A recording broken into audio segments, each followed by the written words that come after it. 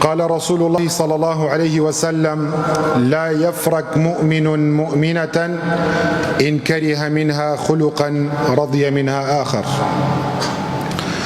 لای هەموومان ئاشکرایە وەکاری دڵئارامی و خۆشبەختی بریتیە لە خێزانێکی باش، بریتیە لە پێکەوەنانی ئافرەتێکی باش کە پێغەمبەری خۆشەویستمان سەڵات و سەلامی خوای لەسەر بێ فەرموویەتی: تزوجوا الودود الولود فإني مكاثر بكم الأمم.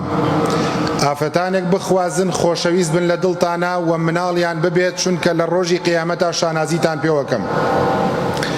خوای پەروەردگارمان لە قورئانی پیرۆزە لە سوورەتی نیسا ئەفەرمێ: وعاشروهن بالمعروف فإن كرهتموهن فعسى أن تكرهوا شيئا ويجعل الله فيه خيرا كثيرا. ئەفەرمێ معاشرە لەگەڵ ئافرەتانە بکەن، لەگەڵیانە بژین بە جوانترین شێواز. زانایانی تەفسیرە فەرموون نەیفەرمووە عاملوهن، معاملەیان لەگەڵا بکەن، فەرمێتی معاشرە لەگەڵیانە بن، خۆشتان بوێن، ڕێزیان لێ بگرن.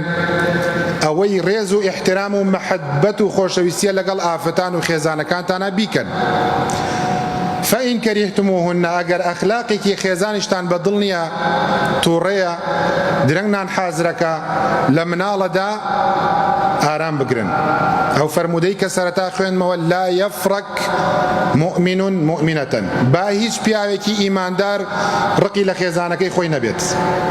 إن كره منها خلقا، ئەگەر ئەخلاقێکی بەدڵ نییە خێزانەکەی.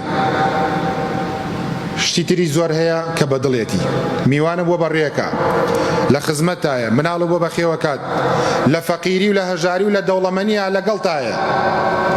فإن كرهتموهن فعسى أن تكرهوا شيئا ويجعل الله فيه خيرا كثيرا. لەوانەیە وەڕقتان لە شتێک بێ، بەڵام خوای گەورە خێرێکی زۆری خسۆتە ناو ئەو شتەوە.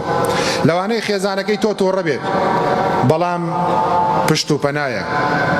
لەوانەیە خێزانەکەت جەمالی بە شێوازێک نەبێت، بەڵام سەتەها میوانت بۆ بەڕێەکات. لەبەرەوە ئینسانی عاقڵ و پیاوی عاقڵ و مسلمانی دامەزرا و هەمیشە هەوڵ ئەدا خێزانەکەی بگرێت. پێغەمبەری خۆشەویستمان سەڵات و سەلامی خوای لەسەر بێ فەرمێ: باشترین کەستان ئەو کەسێ بۆ ماڵ و مناڵی باش بێت. و فەرمێ: من باشترین کەستانم بۆیان. ڕێزگرتن لە ئافرەت کەمی نییە. هەر کەسێک نەسیحەتی هەر کەسێک لە ئێمە بکا، ڕێز لە ژن مەگرن.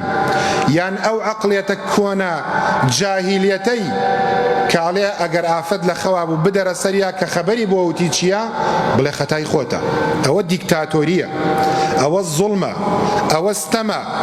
لەوەش گەورەتر بە ناوی دینەوە بکرێت. خەڵکانێک ئافەتان بچەوسێننەوە بە ناوی دینەوە بیکەن.